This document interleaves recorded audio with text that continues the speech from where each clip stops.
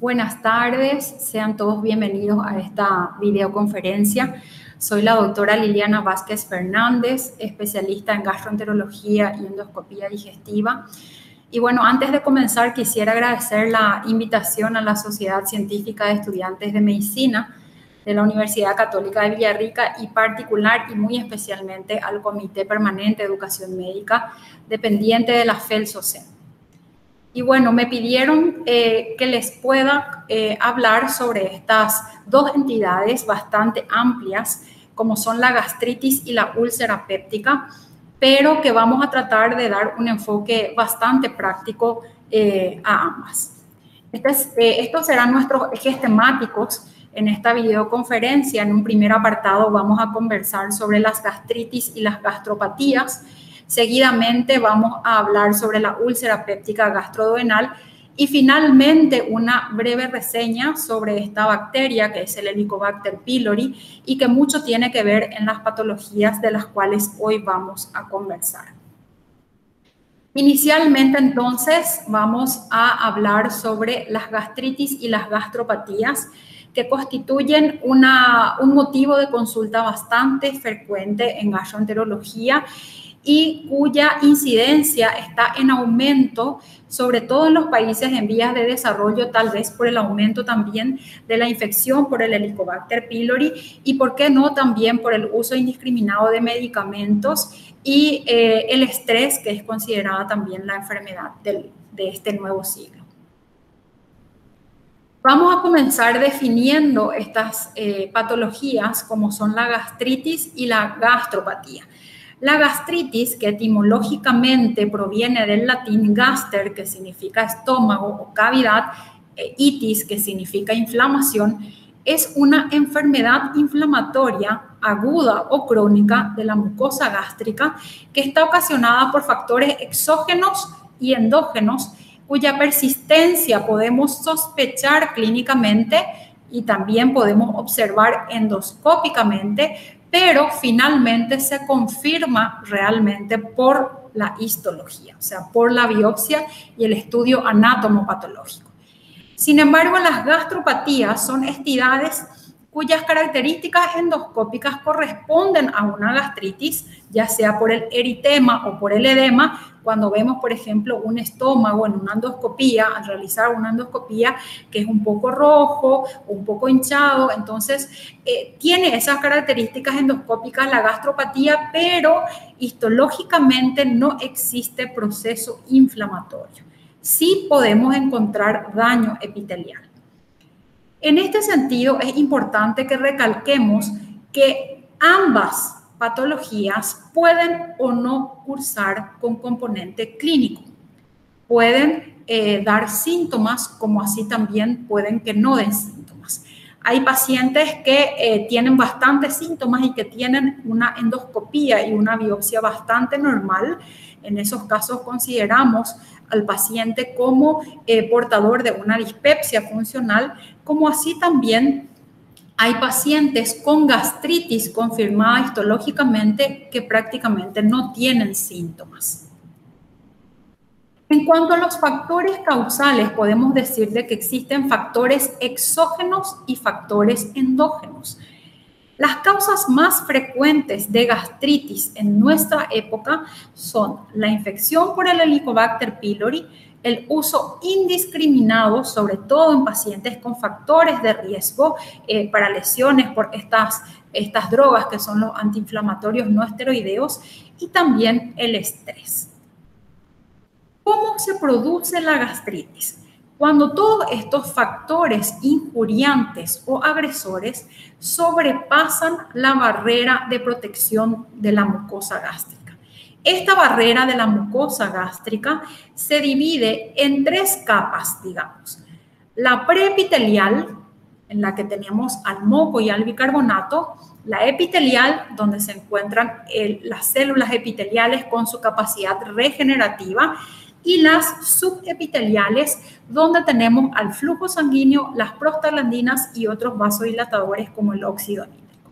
Entonces, cuando existe un desequilibrio entre estos factores injuriantes y la barrera mucosa gástrica, es ahí en donde se puede desencadenar o se puede producir un daño de la mucosa gástrica. Acuérdense de que el líquido gástrico es un líquido ácido con un pH normal entre 3,5 a 4, que es imprescindible para la digestión, sobre todo de las proteínas.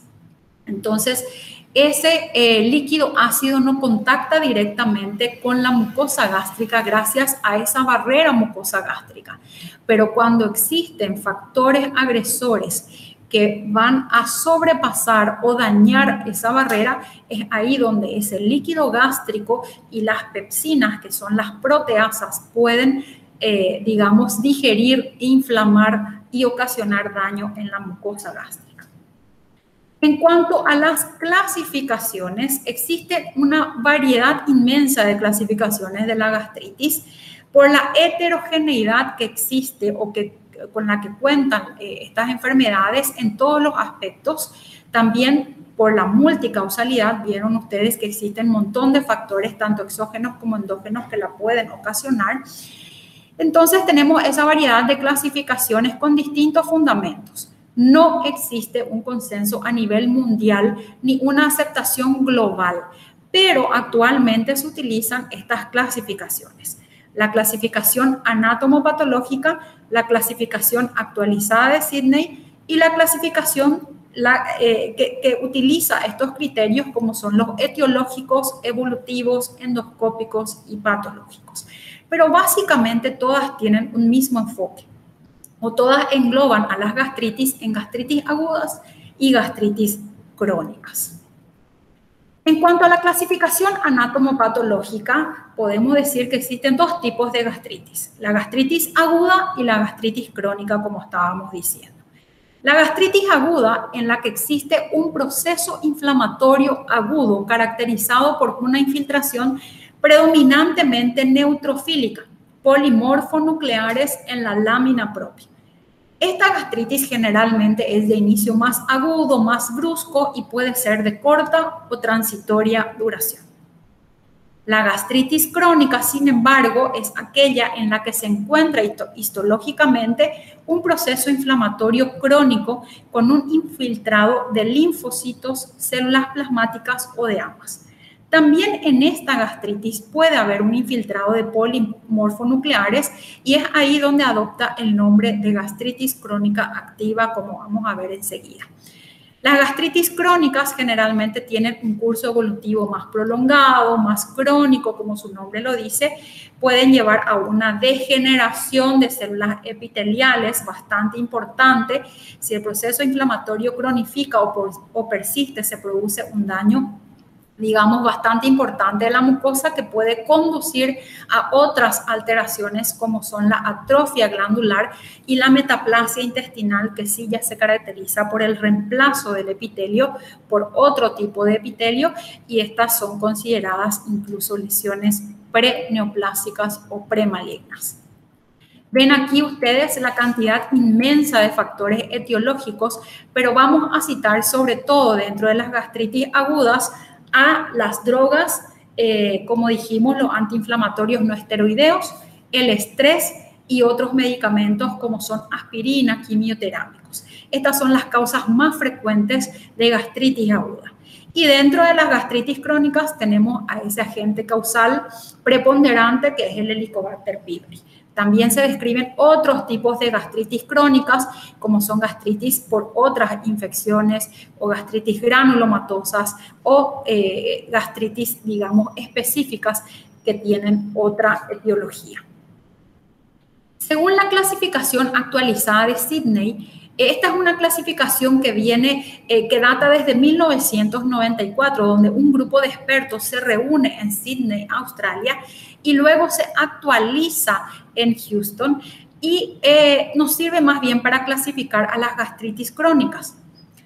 En gastritis no atróficas, que son causadas preferentemente por el Helicobacter pylori, es una gastritis más bien de predominio antral, llamada también gastritis de tipo B, y luego vienen las gastritis atróficas, donde también el Helicobacter pylori puede ser causante de un tipo de gastritis atrófica, como lo es la gastritis atrófica multifocal, que generalmente tiene afectación o produce una afectación de todo el estómago.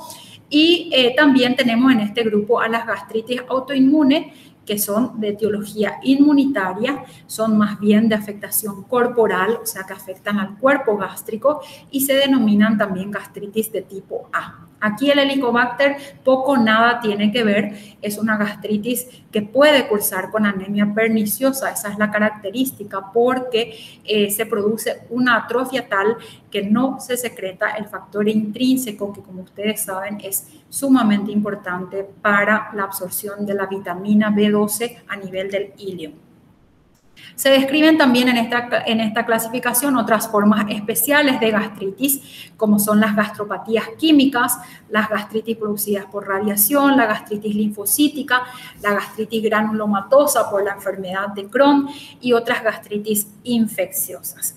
Todas se engloban dentro del grupo de las gastritis crónicas.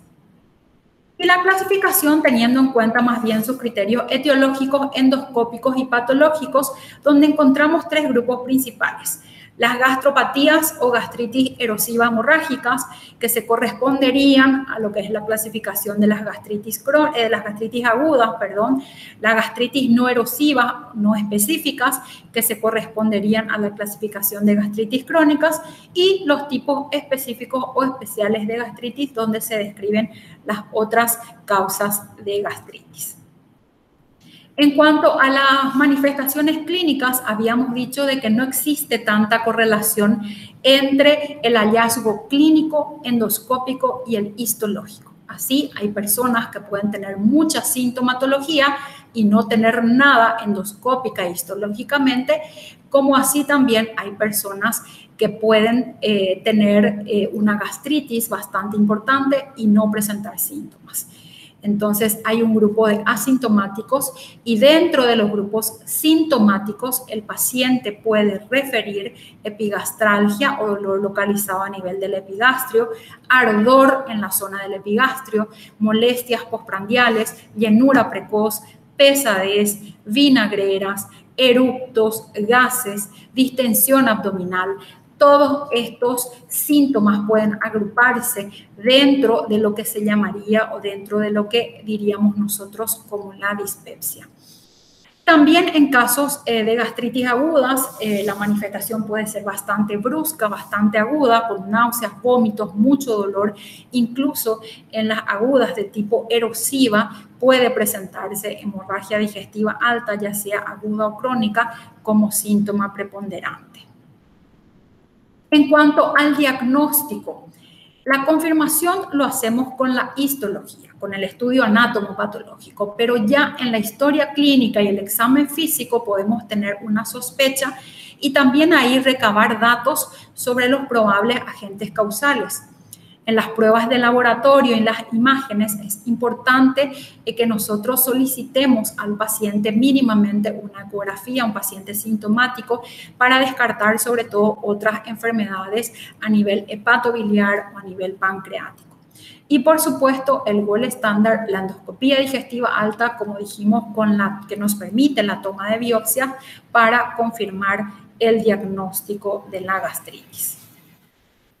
Dentro de la endoscopía digestiva alta, que es un procedimiento mínimamente invasivo a través del cual introducimos un tubo que contiene una camarita en la punta del mismo, por supuesto en un paciente sedado, nosotros podemos observar en vivo y en directo el interior del tubo digestivo alto, el esófago, el estómago y las primeras 2 a 3 porciones del duodeno. Aquí podemos ver ya ciertas características de la gastritis, como ven ustedes ahí en la imagen, digamos, en la imagen A, una gastritis aguda, donde se pueden observar como unas petequias que traducen un sangrado subepitelial. En la imagen B podemos ver algunas erosiones en el antro gástrico, que es característico de las gastritis erosivas.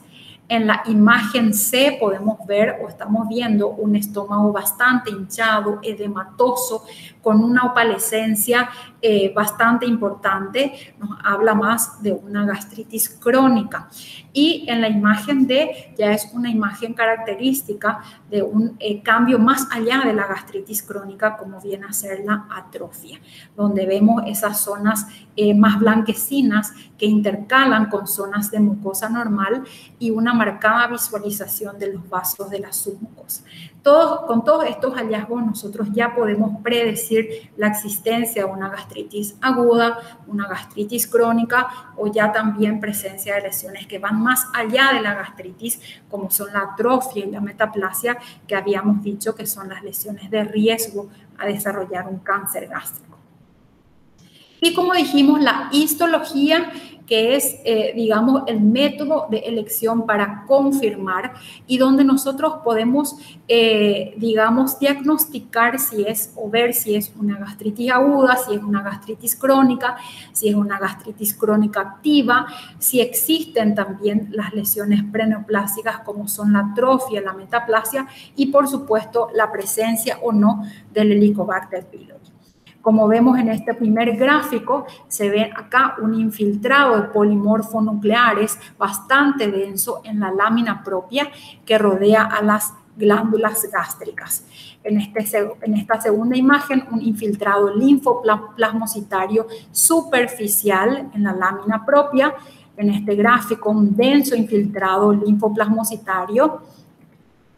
En este gráfico podemos ver también un infiltrado linfoplasmocitario, pero que se acompaña también de microabscesos en la lámina propia y algunos pocos polimorfonucleares, lo que puede hablar de una gastritis crónica activa. Lo mismo aquí, tenemos un infiltrado crónico, pero acompañado de polimorfonucleares, que nos habla de una gastritis crónica activa. Este sería el interior de una glándula, una foveola, donde vemos estas estructuras como unos bastoncitos más oscuros que representaría a las bacterias, al Helicobacter pylori en bastante cantidad.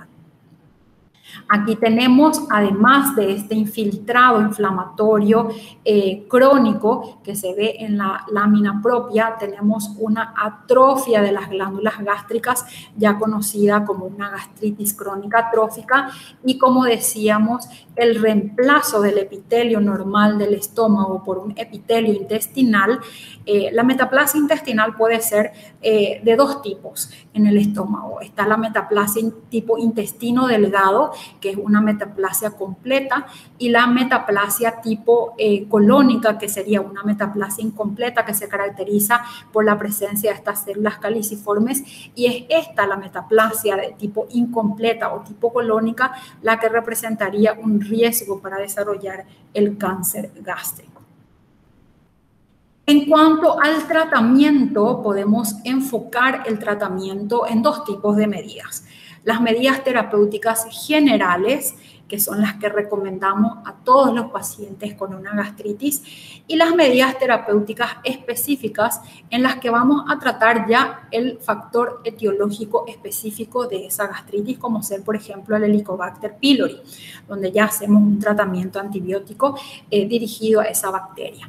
Dentro de las recomendaciones generales solemos sugerir unas recomendaciones dietéticas, incluso sugerimos al paciente a veces que tenga una consulta con una nutricionista, pero básicamente sugerimos suspender todo alimento irritante para el estómago, como son las comidas chatarras, los picantes, los excesos de condimentos, las gaseosas, el café, la hierba, el maíz o alimentos que produzcan molestias al paciente. Dentro de las recomendaciones sugerimos al paciente que lleve más bien una vida saludable, hábitos alimentarios bastante saludables, el comer tranquilo es importante, el, digamos, también hacer actividad física, evitar el sedentarismo, por supuesto es sumamente importante, y tratar de canalizar el estrés si es un paciente que cursa con esa enfermedad. Por supuesto, suspender los agresores. En ese caso nos referimos, por ejemplo, a los medicamentos que pueden ser dañinos para el estómago, como son los antiinflamatorios no esteroideos, los AINES y la aspirinita. También, por supuesto, recomendar al paciente que evite fumar, que limite el alcohol y todas otras sustancias, otros alimentos que puedan producir irritación gástrica. En cuanto a los medicamentos, tenemos una variedad de medicamentos que solemos usar en las gastritis, como son los antiácidos, que realmente no usamos como tratamiento de mantenimiento, sino más bien para control puntual de los síntomas, sobre todo de pirosis, de ardor en zona del epigastrio, y dentro de ellos se pueden describir al bicarbonato de sodio, al hidróxido de aluminio, hidróxido de magnesio. También solemos usar citoprotectores en esos casos en que el paciente se queja de mucho ardor y dolor epigástrico. Y luego tenemos a los medicamentos que suprimen la secreción ácida, como son los antagonistas de los receptores H2, entre ellos la ranitidina, los inhibidores de la bomba de protones, un ejemplo de ellos el omeprazol. Gastroquinéticos solemos usar en pacientes que tienen más bien síntomas de tipo pesadez, náuseas, vómitos, en donde ayudamos con la digestión. Los antiespasmódicos en pacientes que cursan con dolor y los antiflatulentos como la simeticona en pacientes que se quejan de gases. Bueno, seguidamente espero que haya quedado todo claro hasta aquí el tema de las gastritis y las gastropatías que se engloban dentro de una misma enfermedad, pero solamente con el fin de hacer esa pequeña diferencia histológica, les hablé de ambas en grupos separados. Vamos a hablar ahora de una entidad también bastante común, que es la enfermedad ulcerosa péptica gastroduodenal. Es una enfermedad benigna, pero que puede causar serias complicaciones en un paciente no tratado. La úlcera péptica la definimos como una solución de continuidad excavada de aproximadamente 5 milímetros o más de diámetro que sobrepasa ya la muscular de la mucosa y que afecta a la mucosa del tracto digestivo, que puede estar en jugo gástrico. Sobre todo el jugo gástrico rico en ácido clorhídrico y pepsina. Entonces, esa es la definición. En el gráfico podemos ver la diferencia entre una erosión, que es una solución de continuidad también excavada, pero que está limitada a la mucosa, no sobrepasa la muscular de la mucosa y que tiene que tener menor a 5 milímetros para hablar de erosión. Una lesión mayor a ese diámetro de 5 milímetros y que es más profunda o sobrepasa la muscular de la mucosa ya se considera úlcera. Y sobre todo si está expuesta al jugo gástrico, se considera entonces o se la llama úlcera péptica. En cuanto a la localización de la úlcera péptica, la mayoría de los casos de úlceras están en el estómago y en el bulbo duodenal. Como ven en este gráfico, el 60% aproximadamente se encuentra en el antro, pero sobre todo a nivel de la curvatura menor, un 25% aproximadamente a nivel del píloro, canal pilórico, y el mayor porcentaje en el bulbo, un 90%.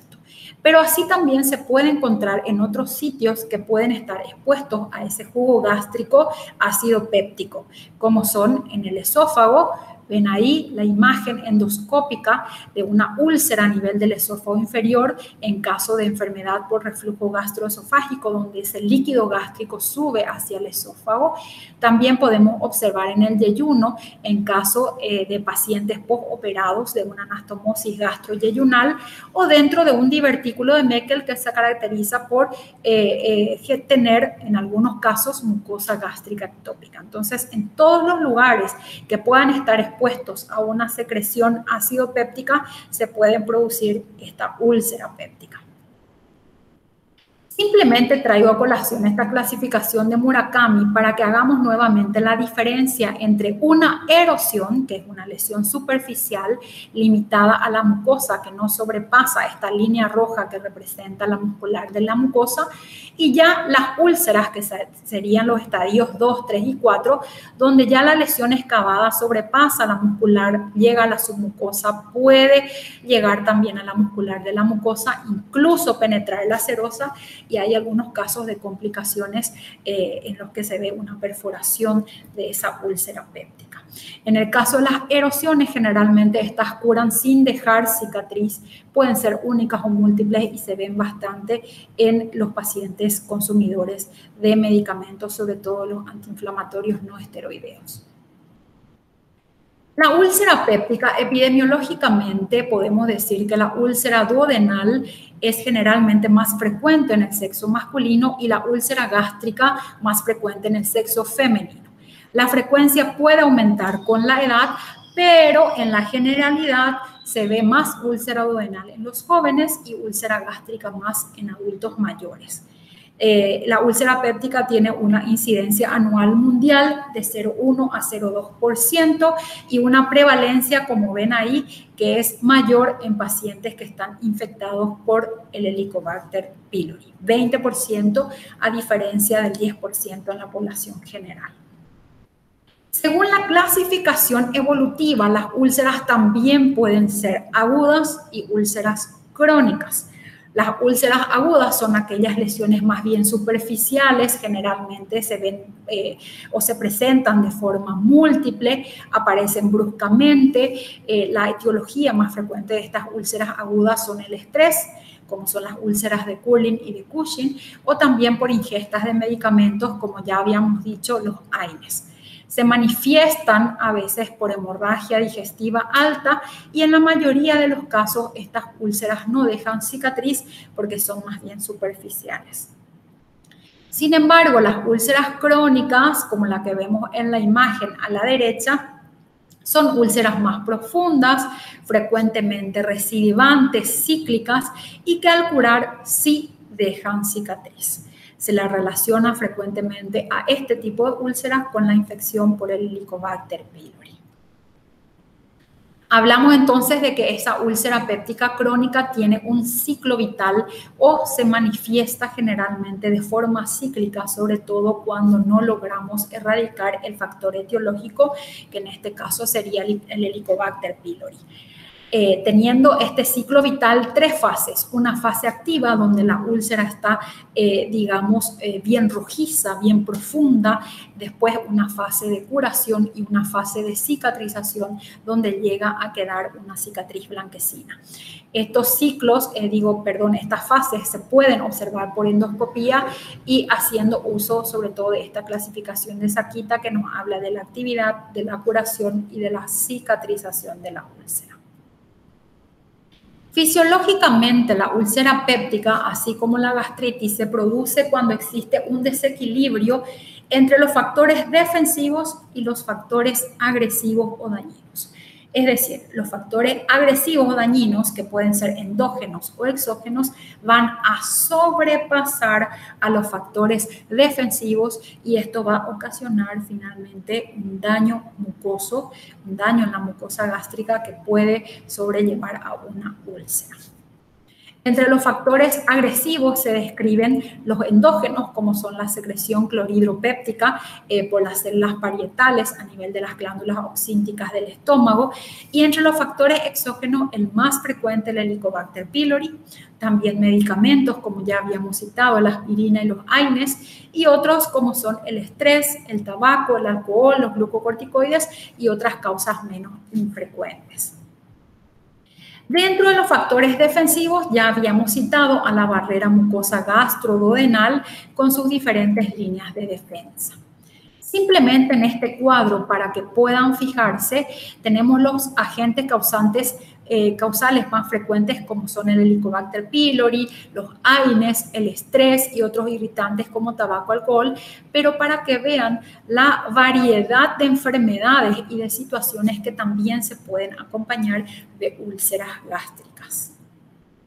El Helicobacter pylori es, como decíamos, la causa más frecuente de la enfermedad ulcerosa péptica, donde ocasiona el 92% de las úlceras duodenales y el 70% de las úlceras gástricas. La segunda causa más frecuente son los antiinflamatorios no esteroideos.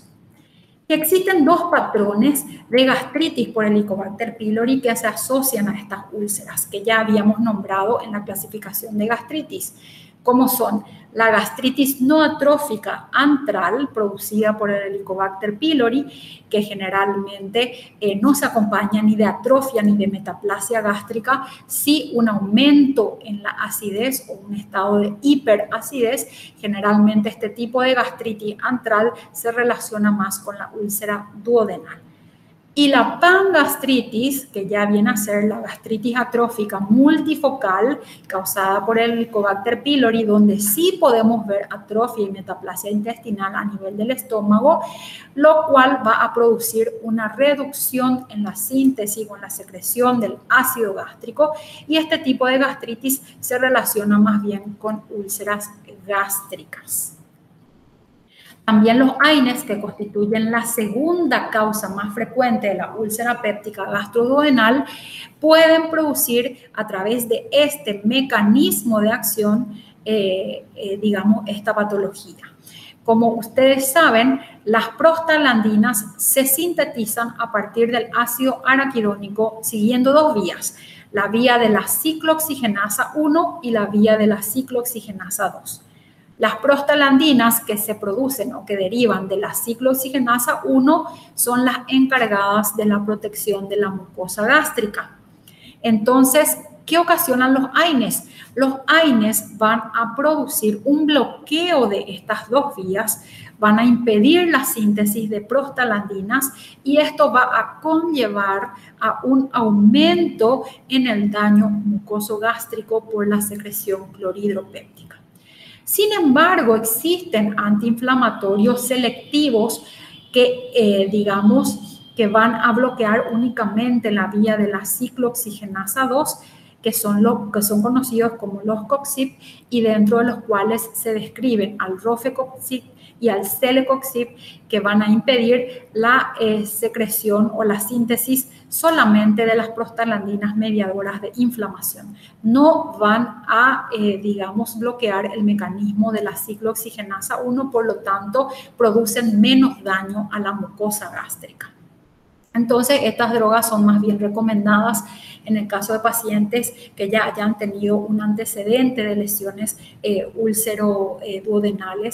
gastroduodenales por AINES.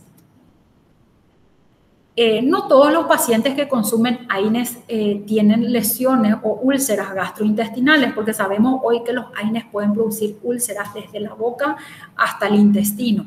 Entonces, deben de existir factores de riesgo en el paciente que nos lleven a una mayor predisposición a generar estas úlceras, como son, por ejemplo, la historia anterior de úlcera péptica, pacientes adultos mayores o que consumen concomitantemente otras drogas como son la aspirina, los anticoagulantes, también pacientes que fuman, que toman bebidas alcohólicas y, por supuesto, un paciente que tenga una infección además de Helicobacter pylori. Esta es la lista de antiinflamatorios no esteroideos que ocasionan más daño a nivel gastrointestinal. En cuanto a la sintomatología, podemos decir que el 50-60% de los pacientes con úlcera duodenal presentan dolor y menos del 50% de los pacientes con úlcera gástrica presentan esa sintomatología. El dolor ulceroso es generalmente un dolor localizado a nivel del hemiabdomen superior.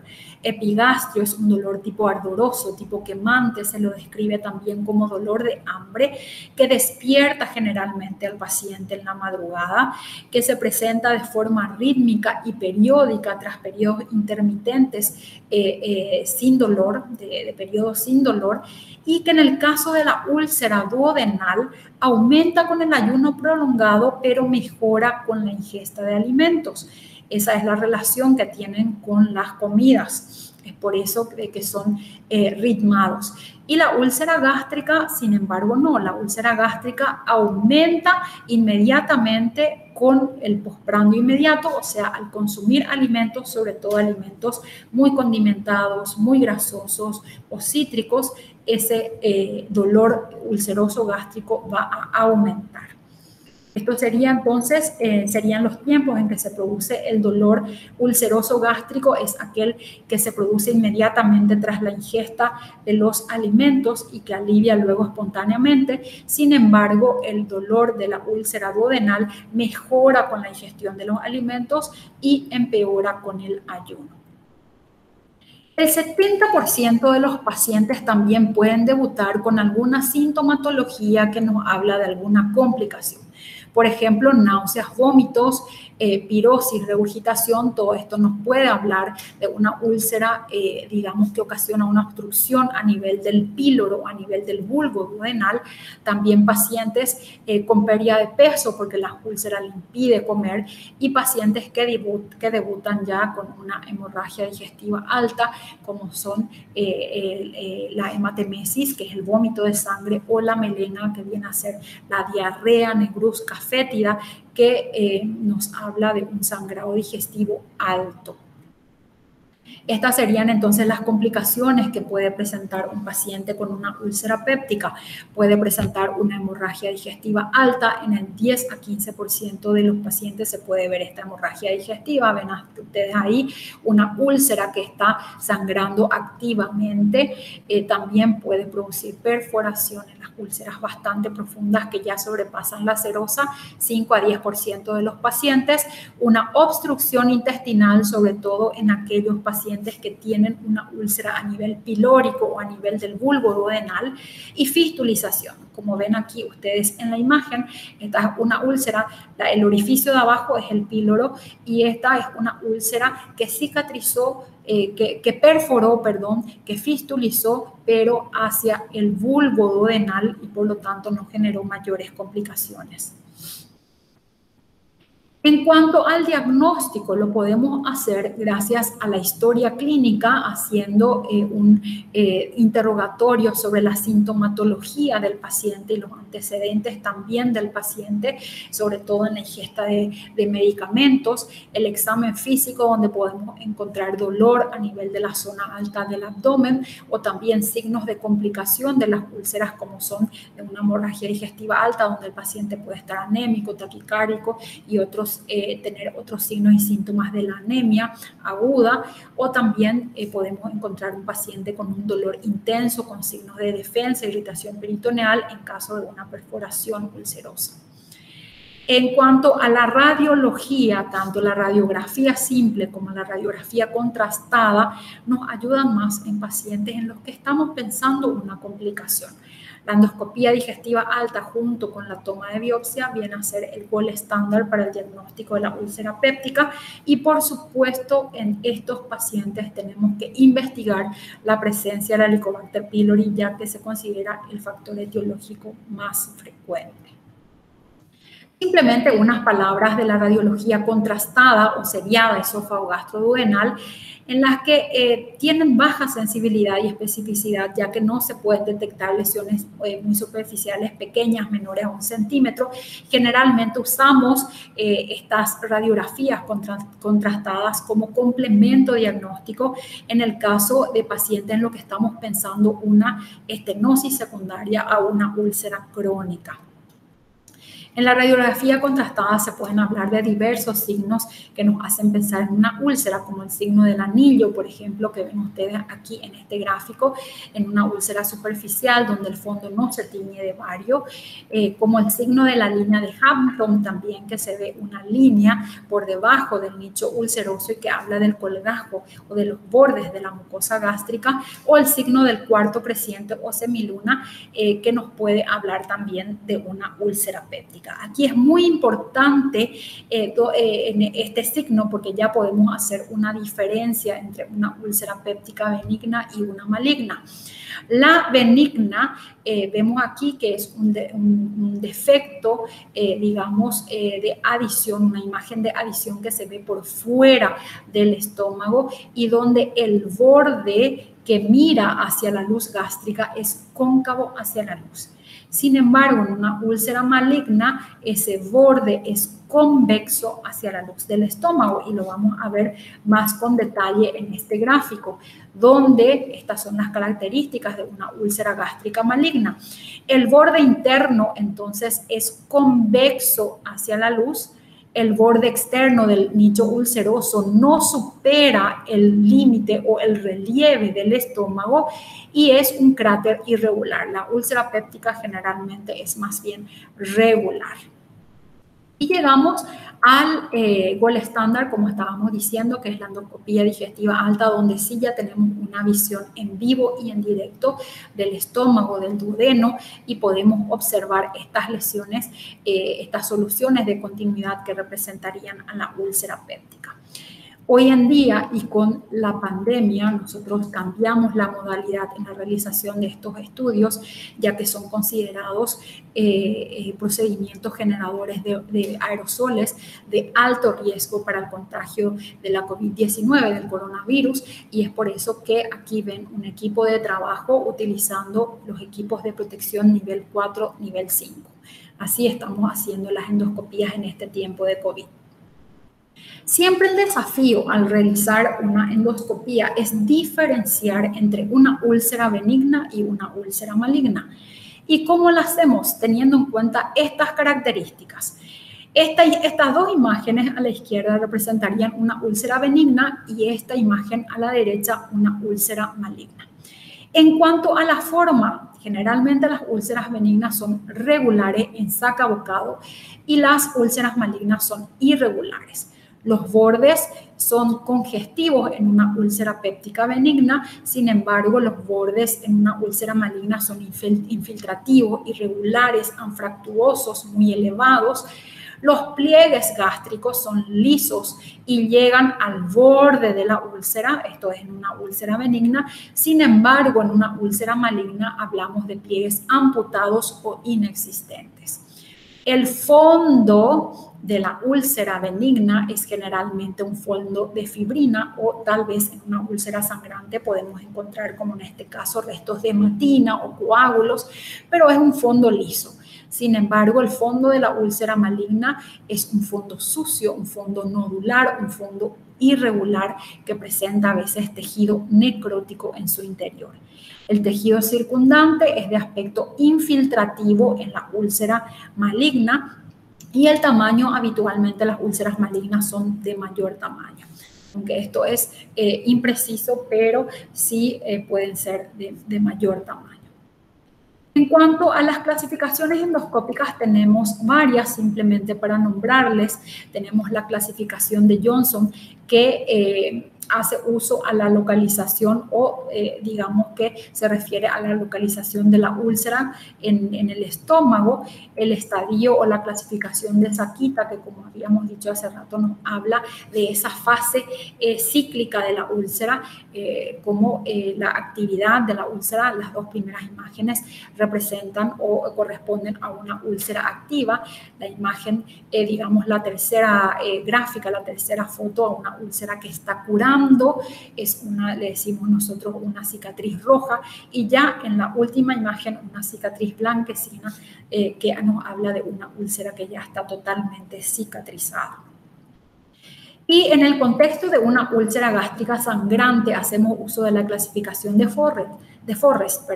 Como van a ir escuchando, seguramente ustedes en el correr de su formación, esta es una clasificación que hacemos bastante uso y es una clasificación endoscópica. Forrest tipo 1A, que nos habla de una úlcera, como ven ahí, aquí ven un hilo de sangre que realmente es un chorro, porque esta es una fotografía estática, por supuesto. El 1B, que nos habla de un sangrado en napa. Generalmente el 1A, el sangrado en chorro, correspondería a un sangrado arterial y el 1B correspondería a un sangrado venoso. El 2A, donde vemos esta protuberancia en el fondo de la úlcera, una protuberancia rojiza que nos habla de un vaso visible. El 2B, que nos habla de un coágulo adherido al fondo de la úlcera o al vaso visible. El 2C, que nos habla de restos de hematina pero ya no un sangrado activo en la úlcera, y el 3, que ya es una úlcera de fondo limpio recubierto de fibrina. ¿Por qué es importante esta clasificación? Y ya les voy nombrando aquí, porque nos puede predecir, según lo que nosotros encontramos o según esos estigmas que vimos endoscópicos de sangrado, nos habla de la probabilidad que tiene la úlcera para una recidiva o un resangrado.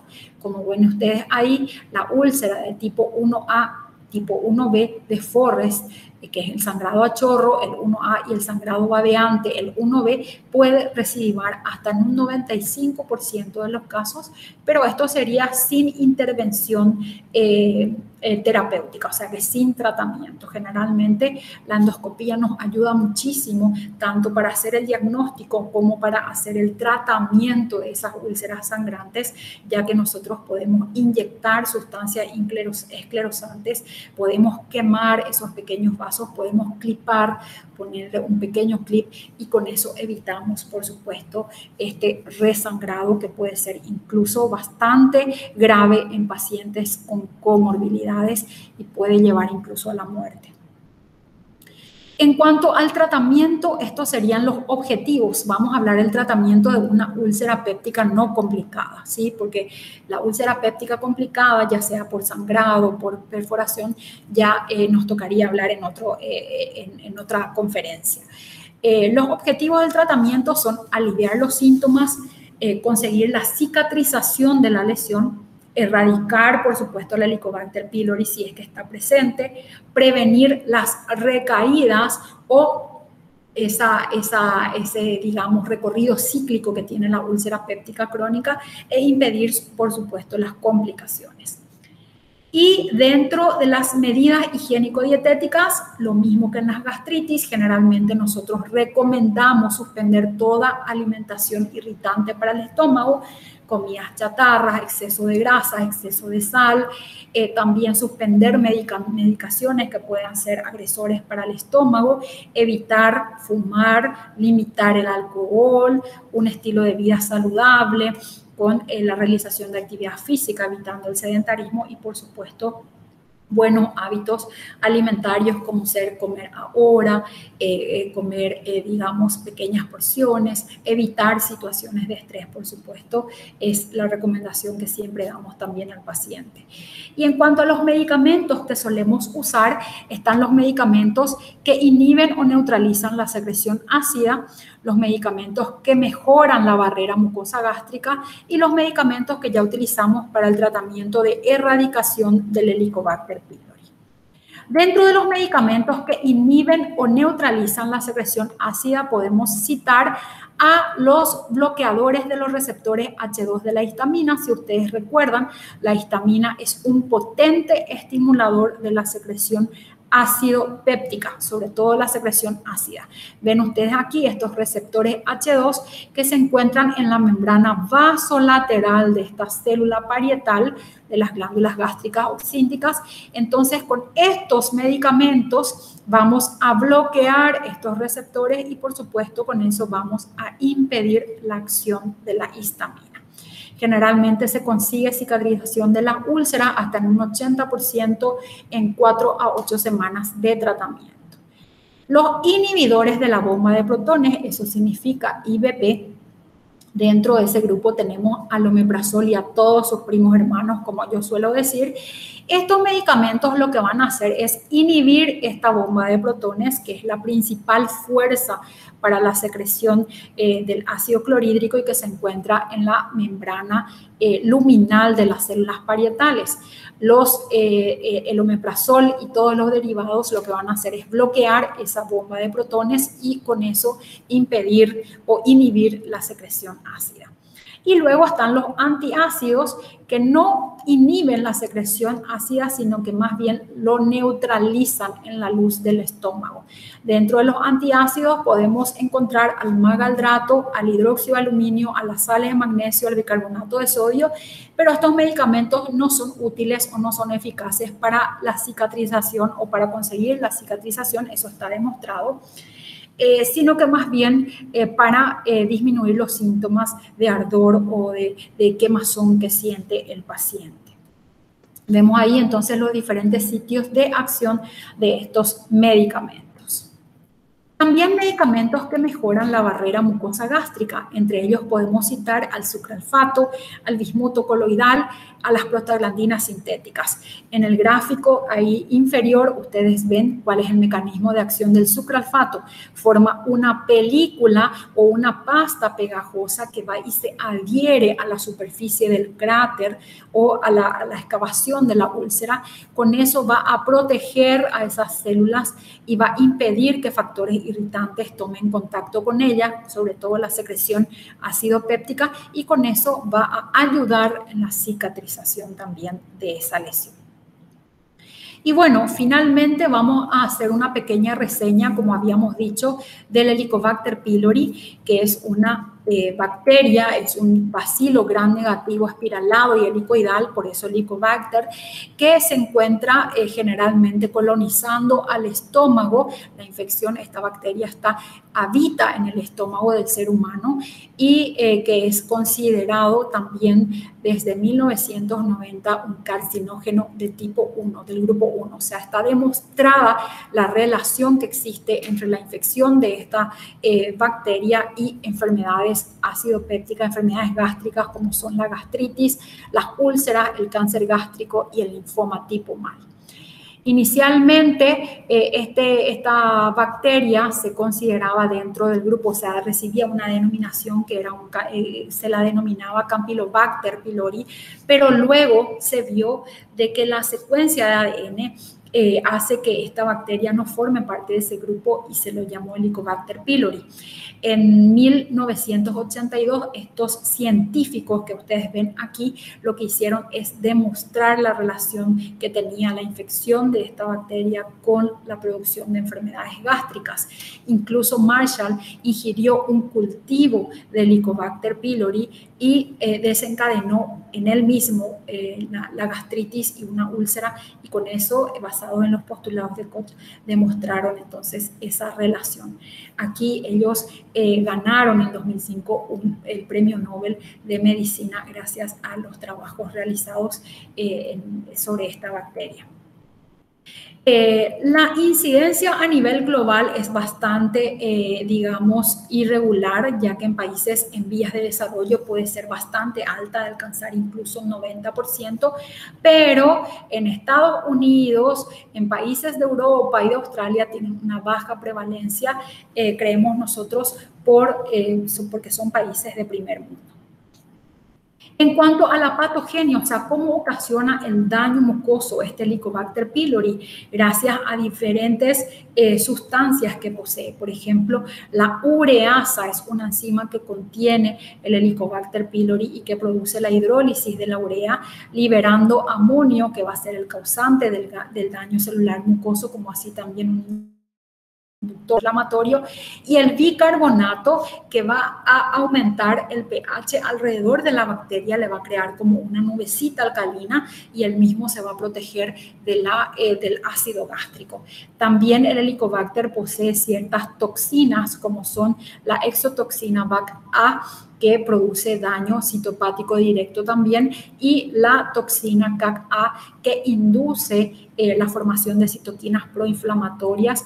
Todo esto puede hacer que persista el proceso inflamatorio, que cronifique eso, y esa cronificación es lo que lleva a cambios mucosos como son la atrofia glandular, la metaplasia intestinal gástrica y posterior aparición de úlceras e incluso el cáncer gástrico. En un paciente, digamos, porque no todos los pacientes, no todas las personas que están infectadas con este virus, con esta bacteria, perdón, que es una bacteria que adquirimos nosotros generalmente por contaminación del agua y los alimentos, se adquiere por contaminación o por vía fecal oral. No todos los individuos que tienen o que conviven con esta bacteria van a tener estas enfermedades. Existen factores determinantes, como son los factores genéticos del huésped, los factores ambientales, como así también los factores de virulencia mismo de la bacteria, que van a hacer que se desencadene esta cascada conocida como la cascada de Correa, de Pelayo-Correa, en donde esa inflamación crónica, es por eso que yo le decía que estas son las lesiones de riesgo. Una gastritis crónica que ocasiona luego atrofia, luego metaplasia, que ya viene a ser el reemplazo epitelial, a una displasia, que ya son alteraciones anómalas en las células, y posteriormente puede desencadenar en un adenocarcinoma. El riesgo es bajo, pero existe el riesgo de que esta bacteria pueda progresar, pueda producir esos cambios hasta llegar al cáncer. Es por eso en que en determinadas situaciones, como las que ven en esta diapositiva, como son la úlcera gástrica duodenal, pacientes con dispepsia funcional, con reflujo, los usuarios de AINES, los pacientes con linfoma tipo MALT, los postoperados de cáncer gástrico, pacientes con anemia ferropénica o con carencia de vitamina B12 y otros, en estos pacientes sí tenemos que buscar el Helicobacter pylori y tenemos que tratarlo para evitar justamente esas complicaciones que podemos ver por esta infección. ¿Y por qué método se puede detectar el Helicobacter pylori? El Helicobacter pylori se puede detectar por métodos no invasivos, que incluyen generalmente métodos laboratoriales, como son la serología, donde podemos detectar los anticuerpos que se producen contra este virus. También la PCR, que es la reacción en cadena a la polimerasa, donde podemos obtener la secuencia de esta bacteria, como así también algunos genes asociados a la virulencia, como habíamos dicho, el CAC-A y el BAC-A. El test del aire expirado, que se basa en la ureasa que contiene el Helicobacter pylori, y también ciertas porciones o ciertos antígenos de esta bacteria que pueden ser eliminados en las heces. Entonces, estos serían los métodos no invasivos para detectar el Helicobacter pylori. Y los métodos invasivos que hacen uso de la endoscopía digestiva alta, porque habíamos dicho de que es un método invasivo, porque en el cual introducimos un tubo dentro del cuerpo del paciente bajo sedación anestésica, y la misma endoscopía nos permite tomar biopsias con lo cual nosotros podemos hacer un estudio histológico, podemos también hacer ahí en el mismo momento del estudio, sacar una o dos muestritas y hacer lo que se llama el test rápido de la ureasa, que es como un test, como un bebé test, en donde ya podemos obtener el resultado si es positivo o negativo ahí en el momento mismo de la endoscopía. También se puede obtener el líquido gástrico, se puede cultivar, y se puede, de ese cultivo también o de ese jugo gástrico, se puede hacer también la reacción en cadena de la polimerasa. Todos estos métodos pueden verse alterados en estos casos. Pacientes que están consumiendo antibióticos o que están consumiendo omeprazol, o pacientes con hemorragia digestiva alta. Es por eso que en estos pacientes en los que vamos a realizar una endoscopía digestiva, nosotros sugerimos estar sin antibióticos por lo menos un mes, estar sin protector gástrico por lo menos 15 días y, por supuesto, tratar de no tomar biopsias cuando existe una hemorragia digestiva alta muy activa, a pesar de que solemos aprovechar la endoscopía para tomar las muestras. Es así como se ve histológicamente estos bastoncitos que se ven en las superficies luminales de las células. Esta es una foveola, o es, digamos, la luz de una glándula gástrica, y es así como se ve histológicamente el Helicobacter pylori. Y en cuanto al tratamiento de erradicación, existen varios esquemas. El esquema clásico, el más utilizado en nuestro medio, aunque el uso de estos diferentes esquemas depende del grado de resistencia que tenga cada región al Helicobacter, porque sabemos que hoy en día las infecciones, tanto por bacterias, por hongos, existen mucha resistencia por el uso indiscriminado de los medicamentos, sobre todo los antibióticos. Entonces, solemos utilizar el esquema clásico, donde recetamos al paciente omeprazol, amoxicilina y claritromicina en esas dosis, generalmente con una duración de 14 días. En pacientes alérgicos a la amoxicilina podemos utilizar metronidazol. En un paciente que da por segunda vez positivo podemos usar esquemas con levofloxacina, y en un fracaso de un segundo tratamiento ya vamos al cultivo y antibiograma para ver la especificidad de la bacteria y su respuesta a qué antibiótico es, digamos, sensible. Y bueno, esto era lo que les quería comentar, y quiero finalmente concluir con estos puntos claves. La gastritis es un motivo frecuente en la consulta gastroenterológica. No existe correlación clínico-endoscópica e histológica. En el contexto de la gastritis crónica, el desafío es siempre reconocer las lesiones premalignas como son la atrofia, la metaplasia y la displasia. La úlcera péptica es una entidad común, aunque de incidencia en descenso, ya que puede llegar a ocasionar, habíamos dicho que es una entidad benigna, pero que puede llegar a ocasionar complicaciones bastante graves. Toda úlcera gástrica tenemos que saber que debe ser biopsiada para descartar un proceso neoplásico. Así también se debe buscar y tratar el Helicobacter pylori, que es la causa más frecuente de las úlceras pépticas. El Helicobacter pylori es considerado un carcinógeno para el ser humano, por eso es el carcinógeno de tipo 1. Su patogénesis está determinada por factores del huésped, del ambiente y de su virulencia. Ya habíamos dicho que no todos los pacientes que tienen Helicobacter pylori o que están colonizados con Helicobacter pylori producen o tienen enfermedades. Cada vez existe más resistencia antibiótica por el uso indiscriminado de los mismos, y los AINES y el estrés también pueden ocasionar enfermedades digestivas que van actualmente en aumento. Bueno, esto era lo que quería tratar con ustedes en esta videoconferencia. Yo sé que de repente nos alargamos un poquito, pero son temas demasiado importantes que tienen que manejar ustedes como alumnos de medicina. Les va a servir muchísimo, en un futuro. Así es que estoy muy agradecida con ustedes por la atención. Espero lo puedan aprovechar y espero que este granito de arena les sirva bastante en su formación. Muchísimas gracias a todos y me despido de ustedes entonces de esta forma. Gracias por su atención.